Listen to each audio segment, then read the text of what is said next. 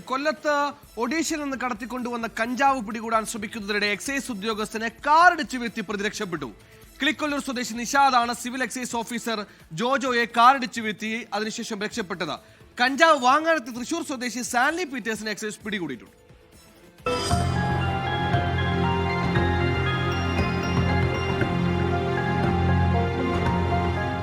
കഴിഞ്ഞ ദിവസം രാത്രി കൊല്ലം ശക്തികുളങ്ങര കന്നിമേൽ ഭാഗത്ത് എക്സൈസ് നടത്തിയ പരിശോധനയ്ക്കിടെയാണ് സംഭവം. കാറിലെത്തിയ നിഷാദ് കഞ്ചാവ് തൃശൂർ സ്വദേശിക്ക് കൈമാറാൻ ശ്രമിക്കുമ്പോഴാണ് പിടിയിലായത്.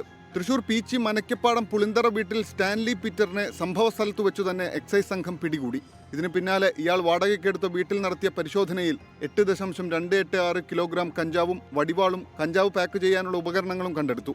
എക്സൈസ് ഉദ്യോഗസ്ഥനെ ആക്രമിച്ചതിന് നിഷാദിനെ പ്രതിയാക്കി മറ്റൊരു കേസും എടുത്തിട്ടുണ്ട്. മുൻ കേസുകളെ കുറിച്ച് അന്വേഷിച്ചു വരികയാണ്.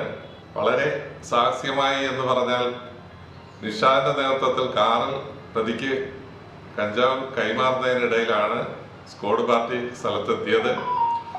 ഇവരെ പിടികൂടുന്നതിനിടയിൽ കാറുമായി അതിവേഗം രക്ഷപ്പെടാൻ ശ്രമിച്ച നിഷാദ് നമ്മുടെ ഒരു ഉദ്യോഗസ്ഥനെ ഇടിച്ചു തെറിപ്പിച്ചിട്ടാണ് പോയത്. ഒഡീഷയിൽ നിന്നും വൻതോതിൽ കഞ്ചാവ് എത്തിച്ച് ഇടനിലക്കാർ വഴി വിൽപ്പന നടത്തുന്നതാണ് ഇവരുടെ രീതി. Kollam excise special squad inspector CP ദിലീപിന്റെ നേതൃത്വത്തിലാണ് പരിശോധന നടത്തിയത്. കേസിൽ സ്റ്റാൻലി പീറ്റർ 1-ാം പ്രതിയും രക്ഷപ്പെട്ട നിഷാദ് 2-ാം പ്രതിയുമാണ്. നിഷാദിനെ പിടികൂടുന്നതിന് എക്സൈസ് ജില്ലയിൽ വ്യാപക തിരച്ചിൽ ആരംഭിച്ചിട്ടുണ്ട്. 24 കൊല്ലം.